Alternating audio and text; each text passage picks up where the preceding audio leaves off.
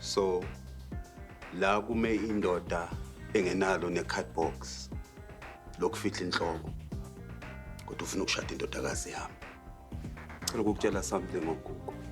uGugu usebenzela one of the biggest law firms la eMzansi. uGugu into ayidingayo manje indoda engamecha izinga noma ibe ngaphe kwakhe. Mangibheka. Hello everyone, welcome back to ASR, African Stories Realized. This is a recap and review of episodes 9 to 12 of Law, Love and Betrayal Season 1. Don't forget to like and subscribe. Let's get into it. Episode 9 picks up at GNA, where Gugu and James defend a pop star named Komoto, who stands accused of assaulting her husband, a gospel singer named Ezekiel. Gugu and James took on the case, with Komoto claiming that the incident happened while they were getting intimate. To the court's dismay, Komoto revealed that things usually got rough when she got intimate with Ezekiel. However, it was soon revealed that she hired a PI to investigate her husband for cheating, which made her look guilty and gave her motive. Sam then found out that Ezekiel wasn't only cheating, but buying property under his mistress's name. However, just as they found this out, prosecution raised the charge from assault to attempted murder. The case was almost derailed after James admitted his feelings to Gugu, forcing her to ask Ayanda to take over the case. Back in court, Ezekiel took the stand, where James questioned him. It was quickly revealed that the properties that Ezekiel bought were under the name of his mistress, a woman in his congregation. The disgraced gospel singer dropped the charges immediately, giving James a victory on his birthday. Meanwhile, Thabo showed up to Gugu's office for lunch, where he stuck out like a sore thumb. He accused Gugu of changing since she started working in GNA and questioned if she was ashamed of him. Gugu, who was initially reluctant to invite Thabo to James's birthday dinner, changed her mind and arrived at the event with Thabo by her side. However, Mr. Gumede was not impressed with Thabo and ignored him the entire evening. The episode ends with Thabo proposing to Gugu as a heartbroken James watches on. Episode 10 picks up with Gugu defending a woman that was being sued by her bank over unpaid loans. James believed that representing the woman might hurt the firm's reputation, but he still assisted Gugu, advising her on predatory lending. Meanwhile, Thabo arrived at GNA to talk with Mr. Gumede about his engagement to Gugu in an attempt to initiate lobola negotiations. However, Mr. Gumede, who didn't even recall meeting Thabo, told him that he wasn't good enough for his daughter. Mr. Gumede then went on to tell Gugu the same and urged her to reconsider her decision to marry Thabo. However, Gugu insisted that she was committed to him. Back in court, Gugu's case took a turn as it was revealed that her client has 3 loans that she can't repay. However, she was able to argue against the bank's dubious practices, ultimately winning the case. Back at GNA, Mr. Gumede surprised Ayanda with a promotion to senior partner.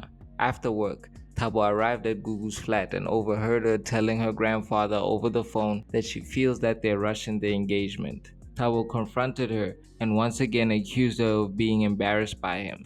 The episode ends with Gugu unexpectedly calling off the engagement and breaking up with Thabo. Episode 11 picks up with Gugu receiving a call from the paramedics reporting that Mr. Gumede had gotten into an accident after work.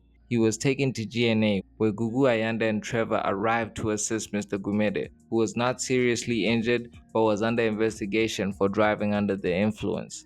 The near-death experience spooked Mr. Gumede, who immediately ordered Trevor to make sure his will is amended and filed. Police arrived at GNA to take Mr. Gumede into custody, while Gugu and Ayanda stalled. However, a blood sample was drawn before Mr. Gumede was taken to the hospital to get checked out. Ayanda and Sam were able to tamper with the blood sample, but just as Mr. Gumede was being discharged from the hospital, the police arrived to arrest him. However, when the case arrived in court, it was quickly thrown out without evidence.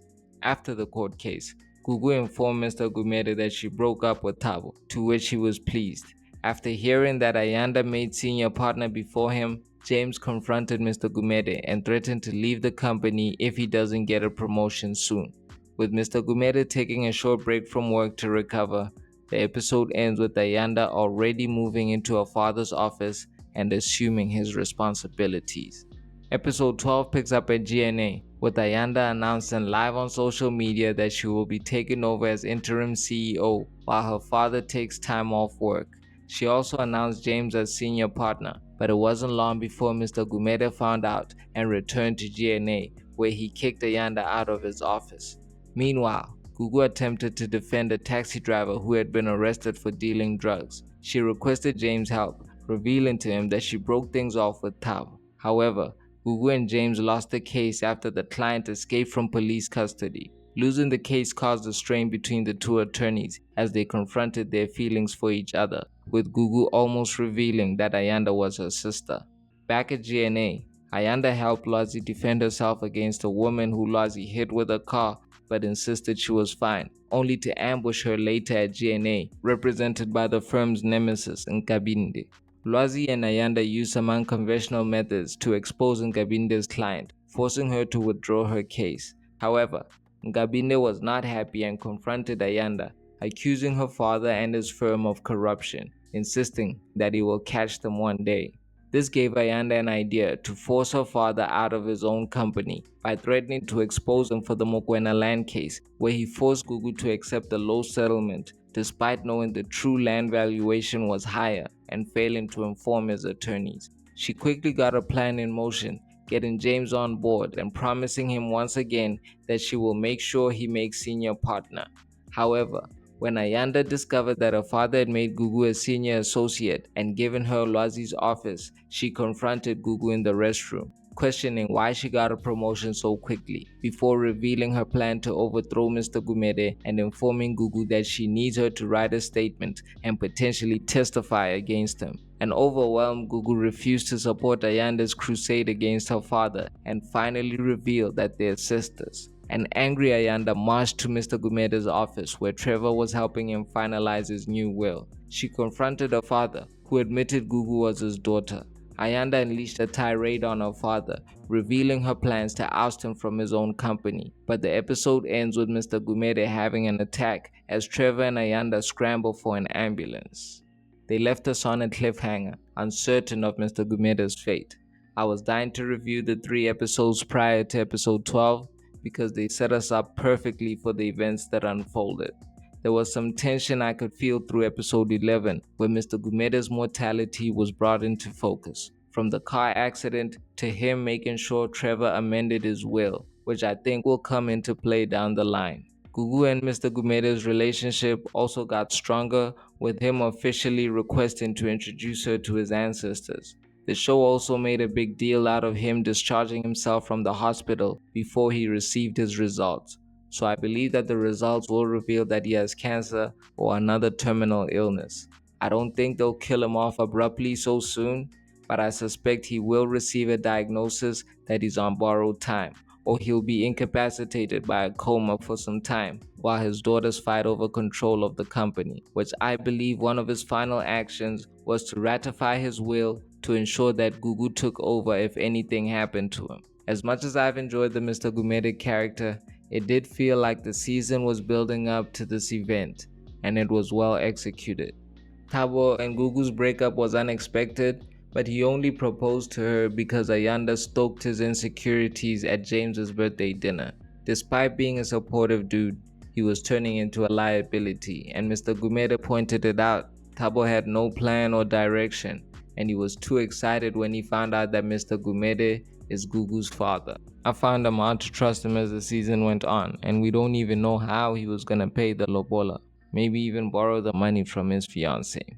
I was disappointed at the length of the last 3 episodes. I felt like they were pretty short compared to the rest of the season, so hopefully they won't be stingy when we get to the finale. Episode 13 has been confirmed as the season 1 finale, and we'll be back next week to wrap up Law, Love and Betrayal season 1. Don't forget to like and subscribe.